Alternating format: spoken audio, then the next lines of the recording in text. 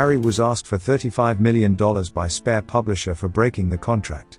More than 3.2 million copies of Prince Harry's incendiary memoir Spare have been sold worldwide. J.L. Moringer is a well-known ghostwriter.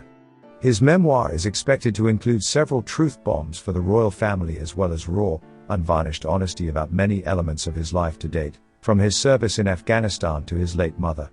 However, with the substance of complaints regarding the memoir, Penguin Random House's complaint inbox is presently growing dramatically.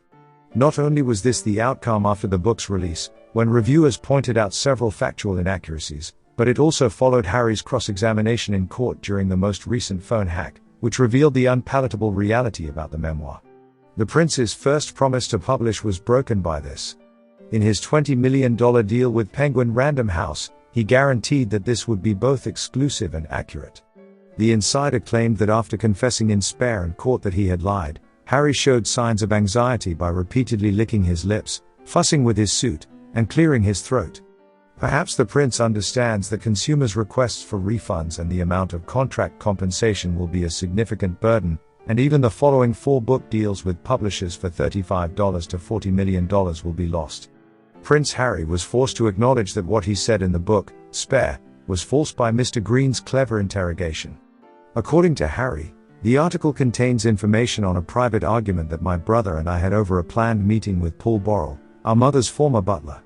Harry also said that this type of piece sows discord among brothers. According to the piece, which he continued, my brother was willing to arrange a meeting with Paul in order to discuss his ongoing expose of our mother. I was, however, adamantly opposed to meeting Paul at that time in my life because I had already formed an opinion on the type of person I believed Paul to be. To the best of my knowledge, a meeting did not take place in 2003. The 55-page witness testimony provided to the court, according to Andrew Green, the attorney for the Mirror Group, contradicts Harry's autobiography. A passage was read out in court by the attorney. A tell-all written by Mummy's former butler actually said nothing. It was only one man's self-centered, self-justifying account of the events. My mom once called this steward a dear companion, confided in him certainly, we did as well, then this happens. He was draining her, vanishing for cash. It boiled my blood. I wanted to take a flight back to confront him. I notified my father by phone that I was getting on a plane and was leaving. During my time in Australia, it was probably the only conversation I had with him. William then convinced me to back out of it during a separate phone call. During Harry's Live Observer declaration, Green told Harry the 2 renditions went against one another and asked which one was exact. The ruler at first answered, I composed it when I was 38 years of age. I was 18 back in this story. Harry responded, I assume I would have wanted a meeting.